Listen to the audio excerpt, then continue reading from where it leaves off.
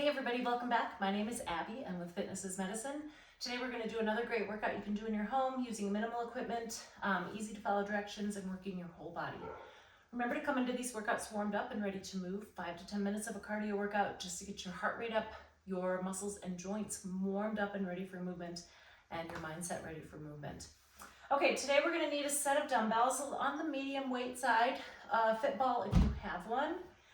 Then one heavier dumbbell and a kettlebell if you have one. Otherwise, you can just use that heavier dumbbell for both of those exercises. And beyond that, you'll need like a kitchen chair or an exercise bench or something with a firm surface. And I think that's it. Okay, let's get moving.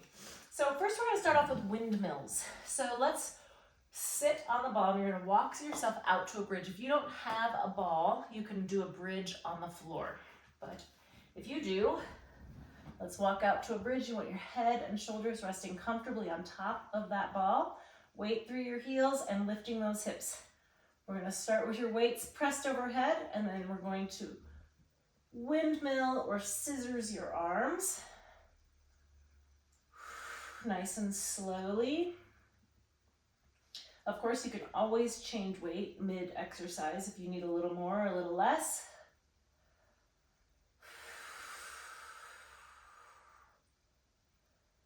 If this is hurting your shoulder, you can limit that top or the bottom, depending on which part is hurting your shoulder. You can also bend your elbows and just make those levers just a little bit shorter. Now the elbow angle won't change.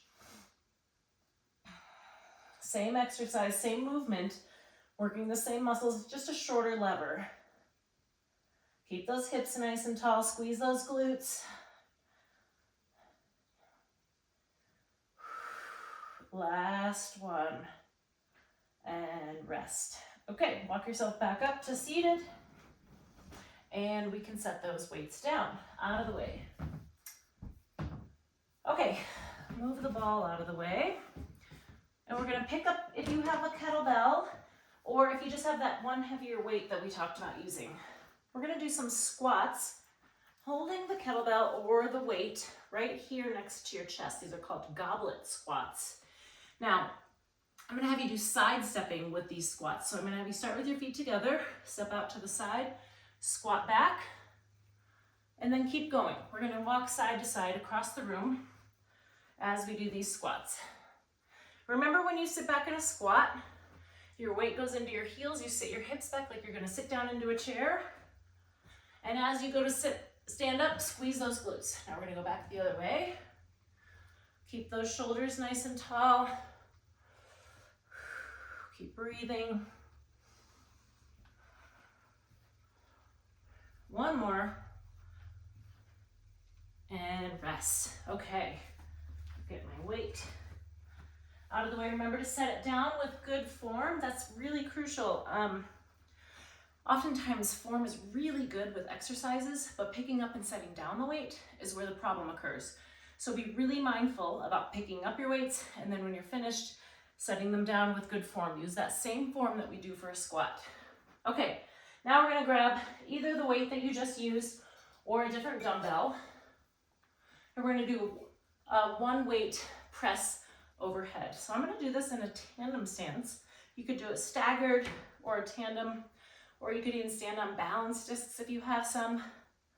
Start right here with your elbows bent. We're gonna press straight overhead. 2. Keep your tummy nice and tight, especially if you're trying a balance challenge. Keeping your core tight will help maintain that balance while you're doing the exercise. And it also works a lot of muscles all the way from your toes all the way up as you're doing the exercise. Breathe. If you're having shoulder pain with this, of course you can do a smaller range of motion. And 10. All right, good. I'm gonna move my weight and rack it so it's out of my way. Next, we're gonna lower down to the floor, onto your back with your knees bent, feet flat on the floor. And we're going to do bridges. A lot of times we do bridges with other things, or we'll make them a little bit more complicated. Today I just want to break it down and just do plain bridges and really focus on form so that when you do the more complicated version, you have these things in your mind. So we're going to press up through your heels, but first I want you to flatten your back like we talk about when you do exercises on your back. Squeeze your glutes, lift your hips. Now we're going to hold it for 5 seconds and lower down. So flatten your back, squeeze your glutes, lift your hips. You're pressing through your heels. Good, that was 2. Flatten back, squeeze glutes, lift hips.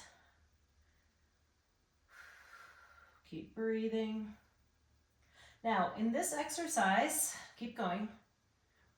Your goal is to squeeze from here. You're squeezing underneath. This is a glute and hamstring exercise. Your goal is not to try to push your hips up as high as possible. So sometimes people will work and they're only lifting to here, but their glutes and their hamstrings are working really hard, and that's okay. You don't have to think about shoving your hips up as high as you can go. It's really about where you're pushing from behind. This is a posterior exercise. And like I said, I'd like to break this down and really just focus on the basic form, because many times I'd like to add things and make it a little more challenging, but sometimes it's good to just take it back to the basic and really make sure you're feeling it as well as you can. Keeping your hands beside your hips will help with balance. But wherever your hands are comfortable, if you want to put them on your tummy so that you can feel that feeling when you flatten your back and engage the core. Let's do 2 more. Make sure you're breathing. Hold that glute squeeze. 1 more. Breathe, breathe, breathe. And rest. Okay, good. You can pull your knees into your chest and stretch out those glutes a little bit if that feels good. Okay, now come on up slowly. Make sure that you don't get dizzy or lightheaded. You're gonna flip over and come up on your hands and knees. Stand up slowly. And I'm gonna grab my chair that I have here. You can grab an exercise bench or chair, just something firm. And we're gonna do seated double knee lifts today.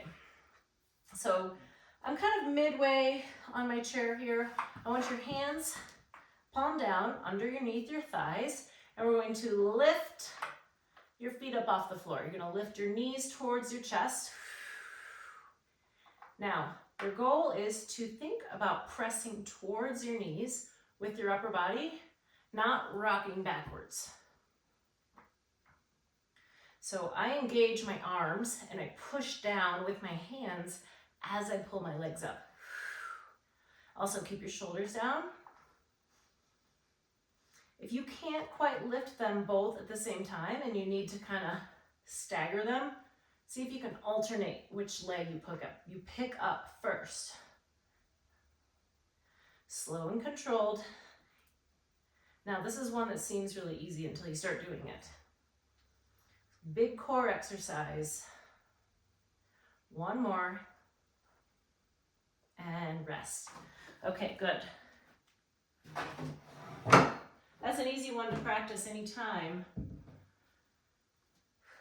Okay, we're going to end with a balance exercise. We're going to do an airplane. So we're going to work on it for about 30 seconds. Stand on one leg. You're going to tip forward at the hips. And I'm going to just have you hold it today.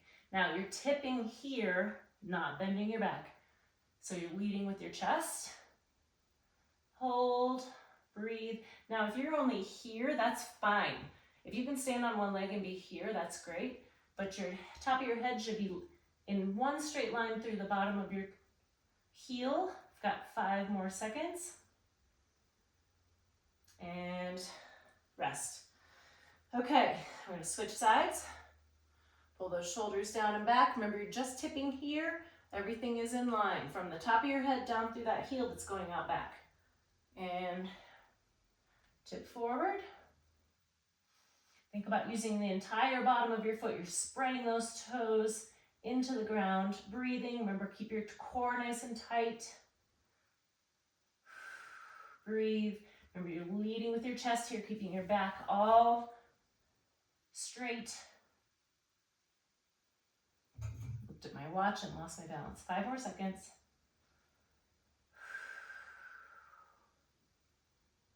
And rest. Okay, great. So go through those 1 or 2 more times each. See if you can add a little bit of cardio in between, get that heart rate up, get a great workout, and then always follow with a good cool down and stretch. If you have any questions or need any modifications, please feel free to leave something in the comments or reach out to me. Otherwise, have a great workout, and we'll see you next time. Thanks, everybody.